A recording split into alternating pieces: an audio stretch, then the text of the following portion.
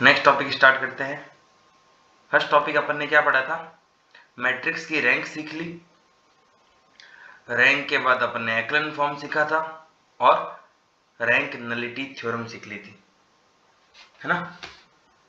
अब आज जो तुम्हारे सिलेबस के हिसाब से नेक्स्ट टॉपिक है वो है system of linear equations. System of linear equation, system of linear equations, ये तुम्हारा टॉपिक है भाई। टॉपिक को ध्यान से समझना। सिस्टम ऑफ लीनियर इक्वेशन क्या है? अगर किसी को याद हो, क्रैमर नियम पढ़ते थे 12th क्लास या जेई में, है ना। Unique solution, infinite solution, no solution, आज वही है ना, बस वे थोड़ा सा अलग है, चीजें वही है सारी। तो सिस्टम ऑफ लीनियर इक्वेशन तुम्हारा टॉपिक है। तो सिस्टम ऑफ लीनियर इक्वेशन में मतलब सिस्टम ऑफ लीनियर इक्वेशन में हम सॉल्यूशंस निकालेंगे कि भाई सॉल्यूशन कैसा है, इनफाइनाइट सॉल्यूशन है या यूनिक सॉल्यूशन है या नो सॉल्यूशन है। तो मान के चलो टॉपिक कर रहे हैं अपन solution of simultaneous linear equation, solution of simultaneous linear equation. Okay, तो साइमल्टेनियस लीनियर इक्वेशन का क्या निकाल रहे हैं? सॉल्यूशन। मान लो अच्छा ये तो फंडा समझ लो पहले। अब जो लिख रहा हूं पहले बस उसको देख लो, वो क्या है, कैसे सॉल्व करेंगे वो बाद में समझ लेंगे, 5 मिनट बाद समझ लेंगे वो। तो सॉल्यूशन क्या है? मान लो पहला केस आ गया कि रैंक ऑफ ऑग्यूमेंटेड मैट्रिक्स, क्या बोलते हैं इसको? Augmented matrix. अगर ऑग्यूमेंटेड मैट्रिक्स की रैंक मैट्रिक्स की ही रैंक के इक्वल है और वो बराबर है नंबर ऑफ अननोन्स, तो बेटा इसका मतलब होगा unique solution. Unique solution. Augmented matrix क्या है सीखेंगे, बस तुम देख लो एक बार जो लिख रहा हूं। रैंक ऑफ ऑग्यूमेंटेड मैट्रिक्स, है ना, इसकी रैंक बराबर है अपनी मैट्रिक्स की ही रैंक के, है ना। पर ये रैंक क्या है? लेस देन है नंबर ऑफ अननोन्स। अननोन्स क्या है? वो वेरिएबल एक्स वाई जेड, अभी इक्वेशन में बताऊंगा। तो रैंक ऑफ ऑग्यूमेंटेड मैट्रिक्स अगर रैंक ऑफ ए के बराबर है और वो लेस देन है नंबर ऑफ अननोन्स के, है ना, तो इसका मतलब है इनफाइनाइट सॉल्यूशन। इनफाइनाइट सॉल्यूशन, है ना। अगर rank of augmented matrix, rank of augmented matrix अगर इसकी रैंक अपनी मैट्रिक्स की रैंक से ही ज्यादा आ गई, rank of augmented matrix is greater than rank of matrix, तो सीधा सीधा नो सॉल्यूशन, है ना। फिर नंबर ऑफ अननोन्स देखने ही नहीं अपने को, तो नो सॉल्यूशन होगा। सॉल्यूशन आ गया तो उसको बोलते हैं कंसिस्टेंट सिस्टम। अगर सॉल्यूशन आ जाता है तो चाहे सॉल्यूशन यूनिक आओ चाहे सॉल्यूशन इनफाइनाइट आओ, सिस्टम कैसा होगा? कंसिस्टेंट सिस्टम होगा। नो सॉल्यूशन में सिस्टम कैसा होगा? इनकंसिस्टेंट। इनकंसिस्टेंट। तो ये तीन ही चीजें हैं, है ना।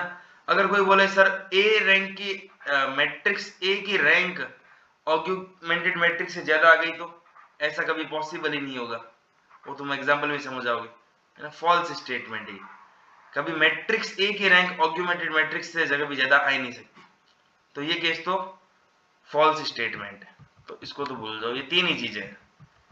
ऑग्यूमेंटेड मैट्रिक्स की रैंक अगर मैट्रिक्स की रैंक के इक्वल है और वो नंबर ऑफ अननोन्स के इक्वल है तो यूनिक सॉल्यूशन।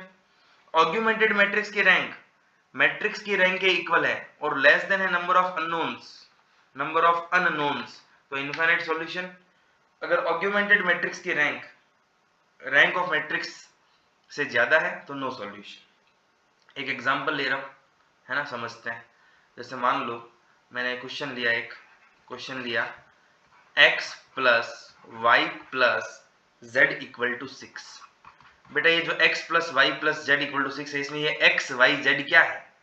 ये x y z वेरिएबल्स है या नंबर ऑफ अननोन्स है ना, number of unknown. Number of unknowns कितने हैं? नंबर ऑफ अननोन्स इसमें 3, क्योंकि तीनों वेरिएबल्स की वैल्यू नहीं पता। 3 इक्वेशन दे रहा हूं, x plus 2y plus 3z equal to 10। एक और इक्वेशन दे रहा हूं, x plus 2y sorry x plus 2y plus 4z, x plus 2y plus 4z equal to 1। बेटा आपने को 3 इक्वेशन दे दी और कह दिया कि इसका सॉल्यूशन निकालो। तो इसका सॉल्यूशन निकालने के लिए सबसे पहले अपन लिखते हैं ax इक्वल टू b, जैसा 12th में लिखते थे मैट्रिक्स मेथड में, ax इक्वल टू b। अब a क्या है? a है कोफिशिएंट, वेरिएबल के जो कोफिशिएंट्स है उनसे बनी हुई मैट्रिक्स। तो वेरिएबल के जो भी कोफिशिएंट्स है, यानी x का कोफिशिएंट, y का कोफिशिएंट और z का कोफिशिएंट, इनसे बनी हुई मैट्रिक्स। तो क्या आएगा a में? a में आ जाएगा 1 1 1। ये कैसे लिया? x का कोफिशिएंट भी 1 है, y का भी 1 है, z का भी 1 है, तो 1 1 1। फिर 1 2 3, यहां से उठा लिया 1 2 और 3। फिर 1 2 और 4। x है बेटा कॉलम मैट्रिक्स, सारा 12th वाला ही है। x कॉलम मैट्रिक्स है, कॉलम मैट्रिक्स में वेरिएबल आएंगे। वेरिएबल कौन है? x है, y है, z है। और b भी कॉलम मैट्रिक्स है और इक्वल के राइट साइड वाली, तो 6 है, 10 है और 1 है। तो ax इक्वल टू b, ये अपन 12th में भी लिखते थे, ये आज भी लिख दिया। तो वेरिएबल इक्वेशंस दे रखी है 3, है ना, उससे अपन ने ax इक्वल टू b किया, ax इक्वल टू b किया। अब यहां से थोड़ी कॉलेज की जर्नी स्टार्ट है कि पहला नया नाम आया ऑग्यूमेंटेड मैट्रिक्स। ऑग्यूमेंटेड मैट्रिक्स, ठीक है क्या? ऑग्यूमेंटेड मैट्रिक्स क्या होती है? ये इसको ऐसे लिखते हैं a और b, है ना, इसको बोलते हैं ऑग्यूमेंटेड मैट्रिक्स। तो क्या लिखा? a तो क्या है अपने पास? a है 1 1 1 1 2 3 1 2 4, ये है a है। a के साथ में ऐसे अपन डैश या लाइन खींच के डैश डैश करके b लिख लेंगे। b क्या है? 6 10 1, है ना। This is called augmented matrix. बेटा ये अपनी ऑग्यूमेंटेड मैट्रिक्स है, ठीक है। ऑर्डर देख लो इसका कितना है, 3/4 हो गया ऑग्यूमेंटेड मैट्रिक्स का। तो a और b से मिलकर बनी हुई मैट्रिक्स है ऑग्यूमेंटेड मैट्रिक्स। अब क्या करेंगे? अब अप्लाई करेंगे रो ऑपरेशन, है ना। रो में ही कॉलम ऑपरेशन अप्लाई नहीं करने, रो पर ऑपरेशन लगाएंगे। रो पर ऑपरेशन लगाएंगे और कल मैंने सिखाया था एक्लन फॉर्म में कन्वर्ट करना। एक्लन फॉर्म में कन्वर्ट करने के लिए क्या करते हैं? पहले एलिमेंट को एक ही रखते हैं, फिर 0 बनाते हैं, फिर और 0। अगर मान लो इसमें 2 0 बना दिए तो नीचे 3 0 होंगे। इंक्रीजिंग ऑर्डर में 0 बनाते हैं। तो एक्लन फॉर्म सिखा रखी है, तो ऑपरेशन लगा रहा हूं। ऑपरेशन अप्लाई किया तो एक काम करते हैं इसमें R2 रिप्लेस टू करता हूं, R2 replace to R2 minus R1 कर देते हैं, क्योंकि 0 हो जाएगा, हमें 0 ही चाहिए। और क्या कर देता हूं? R3 replace to R3 minus R1 कर देते हैं। देखो R2 चेंज हो रहा है तो नेक्स्ट ऑपरेशन में R2 यूज नहीं आएगा, समझ रहे हो, क्योंकि वो तो चेंज ही हो रहा है। तो R3 replace to R3 minus R1 कर देते हैं। चलो ऑपरेशन लगाते हैं। तो ऑग्यूमेंटेड मैट्रिक्स क्या बन जाएगी ऑपरेशन लगाने के बाद? हाँ, R2 माइनस R1, बेटा 1 माइनस 1, R2 माइनस R1 किया तो 1 माइनस 1 0। R2 को चेंज कर रहा हूं, पहले R2 को चेंज कर रहे हैं। तो R2 माइनस R1, 2 माइनस 1 कितना? 1, 3 माइनस 1 कितना? 2, 10 माइनस 6 कितना? 4। चलो ये हो गया। अब R3 को चेंज करते हैं, R3 replace to R3 minus R1। तो R3 में से R1 घटाना है, तो 1 माइनस 1 0, 2 माइनस 1 1, फिर देखो ये 4 माइनस 1 3 और 1 माइनस 6 माइनस का 5। क्या R1 में कोई चेंज किया है? नहीं किया, तो 1 1 1 और 6 पड़ा है। और ये फिर से वही डैश डैश या लाइन, जो भी तुम्हें खींचना है देख लेना, तो है ना, डैश डैश खींच देना, है ना, ताकि पता रहे कि ए और बी ऑग्यूमेंटेड मैट्रिक्स से मिलकर बनी है। अब देखो 1 रह गया, फिर मैंने 0 बना दिया, 0 बना दिया, सेम 0 है। मुझे 0 इंक्रीजिंग ऑर्डर में चाहिए, थोड़ा और कोशिश करो 0 बनाने की। क्या ऑपरेशन लगाया जाए कि जीरो हो जाए, है ना। कोशिश करो, सोचो ये जीरो कैसे बन सकता है, ये वाला एलिमेंट जीरो कैसे बन सकता है। ऑपरेशन लगा दूं, R3 replace to R3 minus R1, R3 replace to R3 minus R1, और R2 करे तो भी हो जाएगा। लो R2 कर देते हैं इस बार तो ये ऑपरेशन लगाने के बाद देखो R1 में कोई चेंज है नहीं है, ये 1 है, ये 1 है, ये 1 है और ये 6 है। R2 में कोई चेंज है नहीं है, 0 1 2 और 4। R3 में चेंज कर रहा हूं तो 0 माइनस 1 R3 माइनस R2, तो R3 minus R2 0 minus 0 0 minus 0 0। अगर मैं R3 माइनस R1 कर देता तो देखो यहाँ फिर 0 माइनस 1 माइनस 1 आ जाता है यहाँ पर, और मुझे तो 0 चाहिए ही है, माइनस 1 थोड़ी चाहिए, 0 ही बनाना है बॉटम वाली रो में। तो R3 माइनस R2 किया है तो देखो 0 माइनस 0 0, 1 माइनस 1 ये भी 0, और 3 माइनस 2 1, और minus 5 minus 4 minus 9। Augmented matrix A और बी। तो देखो फर्स्ट रो में नॉन जीरो एलिमेंट है 1, फिर 0, फिर बढ़ते हुए 0 चल रहा है, ठीक है क्या। अपन ने ये बना ली, ये एक्लन फॉर्म है, कोई दिक्कत नहीं है इसमें। अब इस एक्लन फॉर्म में मुझे बताओ रैंक ऑफ ऑग्यूमेंटेड मैट्रिक्स क्या है। रैंक ऑफ ऑग्यूमेंटेड मैट्रिक्स, तो रैंक होती है नंबर ऑफ नॉन जीरो रोज। तो ऑग्यूमेंटेड मैट्रिक्स में देखो फर्स्ट रो नॉन जीरो रो ही है, सेकंड रो नॉन जीरो रो ही है, देखो सेकंड रो में देखो एक ही तो जीरो है, बाकी तो ये 1 है 2 है, नॉन जीरो रो है। थर्ड रो भी नॉन जीरो ही है, तो रैंक ऑफ ऑग्यूमेंटेड मैट्रिक्स है बेटा 3, नंबर ऑफ नॉन जीरो रोज 3 है, नलिटी कितनी है 0, पर हमें इसमें रैंक से मतलब है। अब मुझे बताओ रैंक ऑफ मैट्रिक्स ए कितनी है, तो ये है मैट्रिक्स ए, ये वाली, only this is the matrix A. Number of non zero रोज कितनी है, तो पहली भी नॉन जीरो है, दूसरी भी नॉन जीरो है, तीसरी भी नॉन जीरो है, तो मैट्रिक्स ए की रैंक भी कितनी है 3। नंबर ऑफ अननोन कितने हैं, मतलब एक्स वाई और जेड कितने हैं 3, तो नंबर ऑफ अननोन भी 3 है, ऑग्यूमेंटेड मैट्रिक्स की रैंक भी 3 है, और मैट्रिक्स की रैंक भी 3 है। मतलब फर्स्ट केस है ये कि रैंक ऑफ ऑग्यूमेंटेड मैट्रिक्स बराबर है रैंक ऑफ मैट्रिक्स बराबर है नंबर ऑफ अननोन्स जो कि है 3। इसका मतलब कैसा सॉल्यूशन है, इसका मतलब कैसा सॉल्यूशन है, यूनिक सॉल्यूशन है, यूनिक सॉल्यूशन आ गया, यूनिक सॉल्यूशन है। सिस्टम कैसा है, सिस्टम कंसिस्टेंट है, सिस्टम कंसिस्टेंट। क्या वो यूनिक सॉल्यूशन हम निकाल सकते हैं, हाँ बिल्कुल निकाल सकते हैं, कोई दिक्कत नहीं। सॉल्व कर लो थोड़ा और निकाल लो, जैसे मान लो वो ऑग्यूमेंटेड मैट्रिक्स है उसको थोड़ा और सॉल्व कर लेते हैं, है ना। इससे तो पता लग गया रैंक। अब ऑग्यूमेंटेड मैट्रिक्स क्या है अपनी, ऑग्यूमेंटेड मैट्रिक्स है 1 1 1 6, तो 1 1 1 और 6, फिर क्या है 0 1 2 4, 0 1 2 और 4, फिर क्या है 0 0 1 माइनस 9, तो 0 0 1 और माइनस 9। अब मान लो कि इसका सॉल्यूशन निकालना है अपने को, है ना, कोई दिक्कत नहीं, निकाल लेते हैं, थोड़ा और सॉल्व कर लेते हैं, 0 बना लेते हैं। R2 को चेंज कर रहा हूं, R2 को चेंज कर रहा हूं, R2 replace to R2 minus 2R3, क्यों, और 0 बनाने के लिए, और 0 बनाने के लिए। तो सर आपको दिख कैसे रहा है 0, ये देखो ये रहा, दो में से अगर इसमें 1 में 2 की मल्टीप्लाई करके 2 में से माइनस कर दो तो 0 हो जाएगा। ओके, और कहाँ 0 बन सकता है, और R1 में 0 बन सकता है। एक काम करते हैं, R1 रिप्लेस टू कर देता हूं R1 माइनस R3। अब देखो क्या क्या हो रहा है, तो ये देखो ये मैट्रिक्स बन गई R1 माइनस R3, तो 1 माइनस 0 1, 1 माइनस 0 1, फिर से ये 1 माइनस 1 0, और 6 माइनस माइनस 9 6, ये ना R1 minus R3, 6 minus minus 9, 6 minus minus plus हो गया, 6 9 15।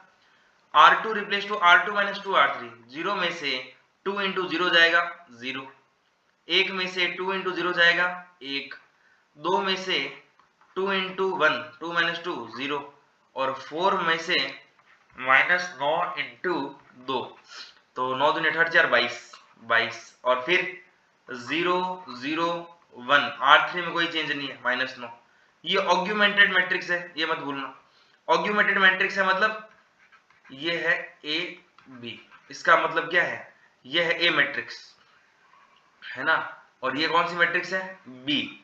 तो याद करो ए एक्स बराबर बी होता था, ए एक्स बराबर बी होता था, मतलब जो वेरिएबल्स है अपना एक्स वाई जेड, इसका मतलब है 1x, ये देखो x इंटू एक x प्लस वाई इंटू एक वाई, x plus y plus z into zero zero बराबर कितना 15। और क्या आएगा r1 माइनस r3, वैसे जीरो होना चाहिए था ना, zero, r1 replace to r1 minus r3, चलो कोई नहीं, x प्लस वाई कितना आ जाएगा 15 आ जाएगा। और देखो ये देखो जीरो एक्स प्लस वाई बराबर 22, तो y की वैल्यू क्या आ गई 22। और ये देखो 0x plus 0y plus Z बराबर कितना -9। तो बेटा z बताया, y बताया, y के लिए यहाँ पुट कर दो, x आ जाएगा। What is the value of x, 15 minus 22, x कितना आ जाएगा माइनस का 7।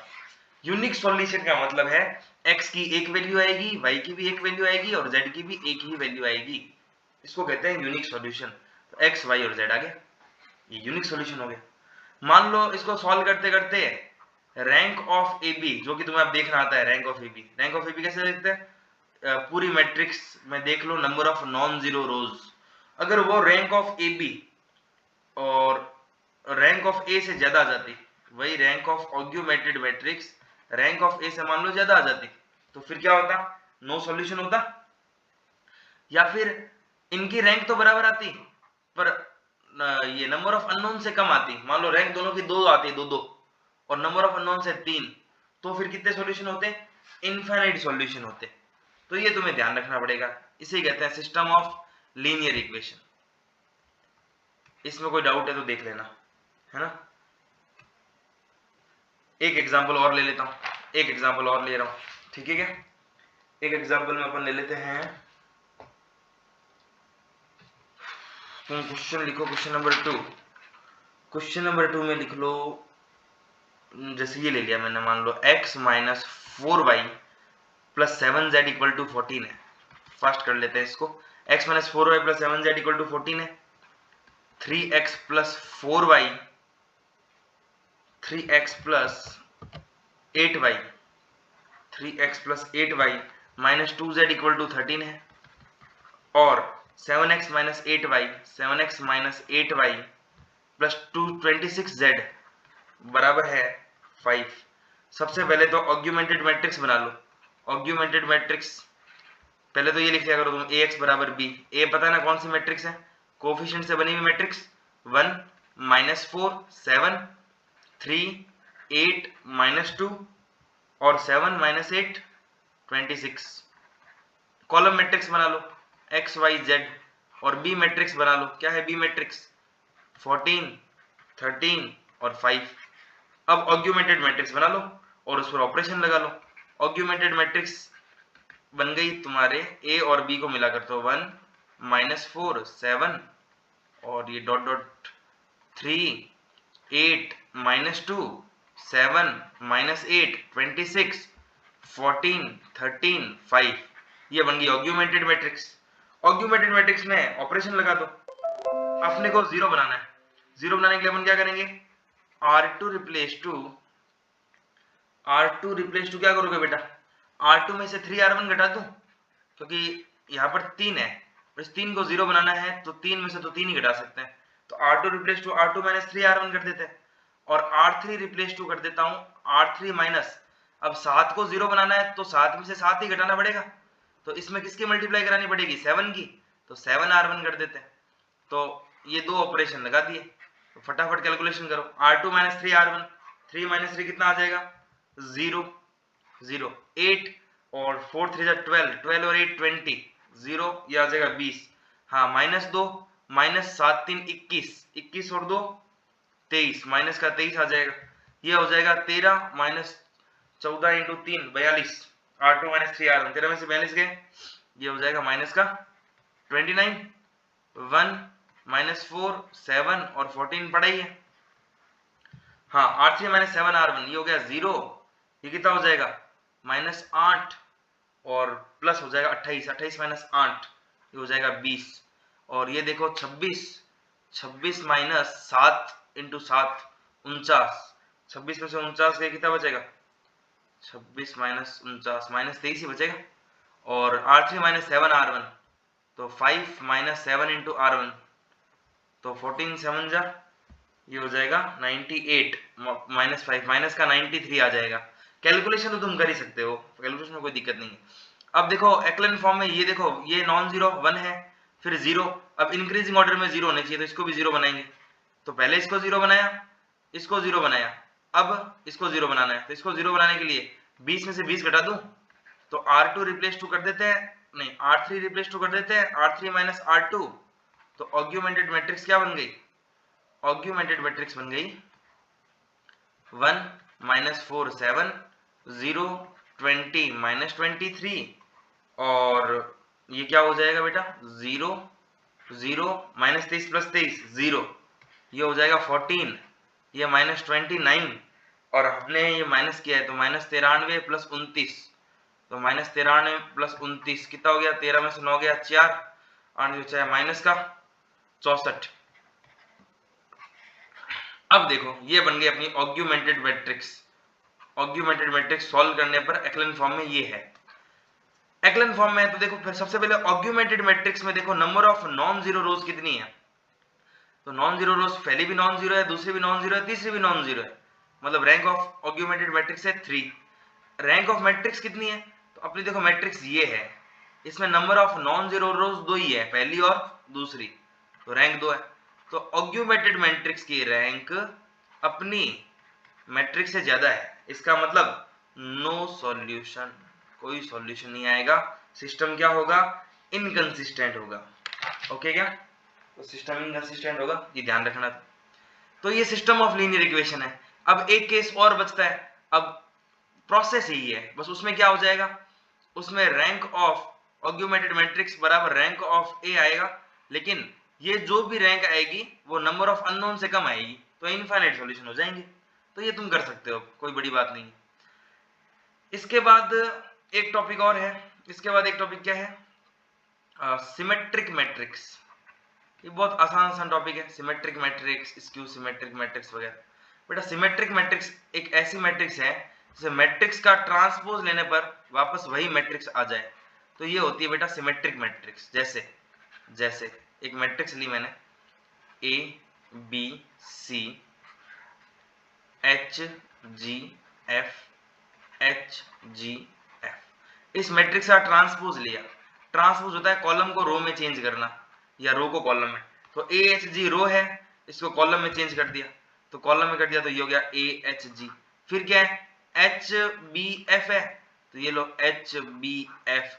फिर रो है जी एफ सी, ये लो कॉलम है जी एफ सी।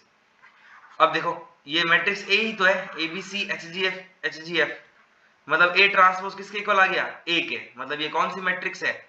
ये सिमेट्रिक मैट्रिक्स। ठीक है, एक और ध्यान दो, सिमेट्रिक मैट्रिक्स में डायगोनल के अबाउट एलिमेंट सेम रहते हैं। जैसे H है तो ये भी H है, देखो ये G है तो ये भी क्या है? G है। ये F है तो ये भी क्या है? F है। तो इसको क्या बोलते हैं? Symmetric matrix. A transpose A के इक्वल है बेटा।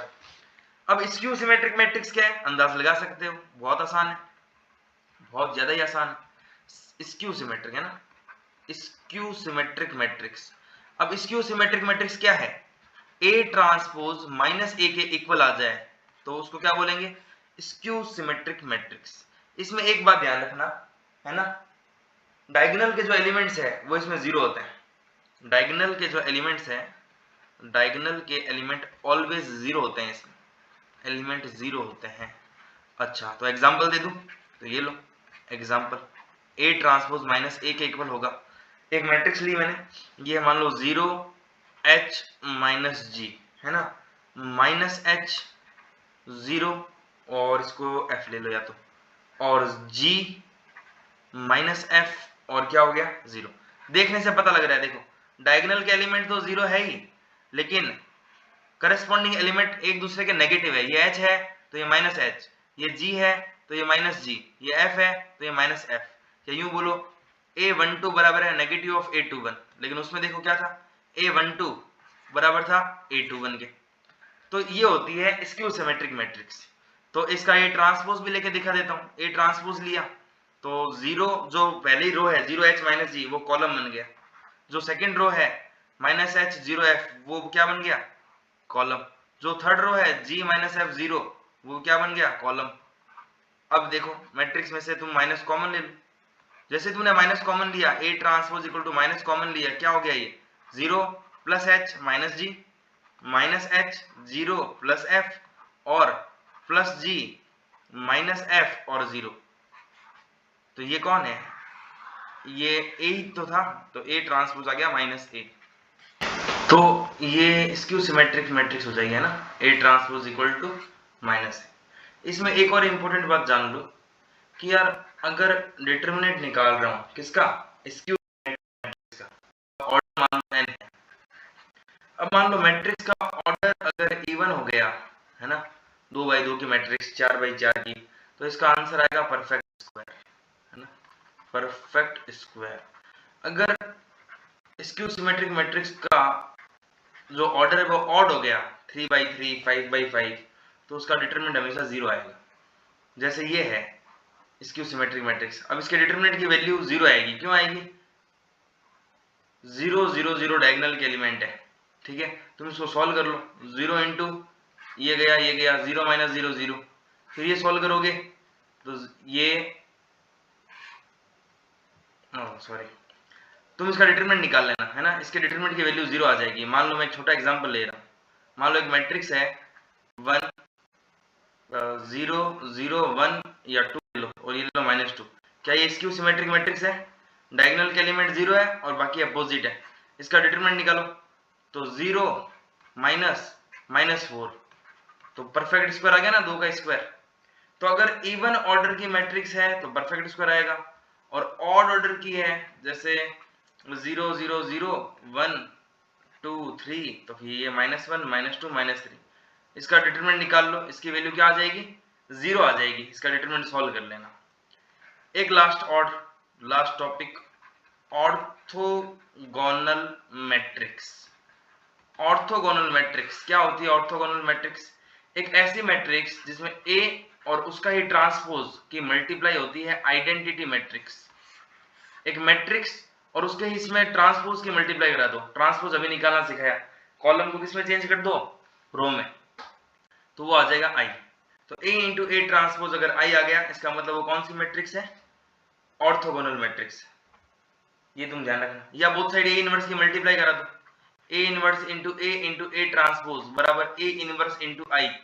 ए इंटू ए इनवर्स आई होता है, किसी मैट्रिक्स की आई से मल्टीप्लाई वही मैट्रिक्स होती है, तो ए ट्रांसपोज ए इनवर्स के बराबर आ जाए उसको भी क्या बोलेंगे, ऑर्थोगोनल मैट्रिक्स। सॉल्व तुम कर लोगे। तो हमने system of linear equations, symmetric matrix, skew symmetric matrix और ऑर्थोगोनल मैट्रिक्स तक फिनिश कर लिया। तो आज के लिए इतना ही करते हैं, थैंक यू।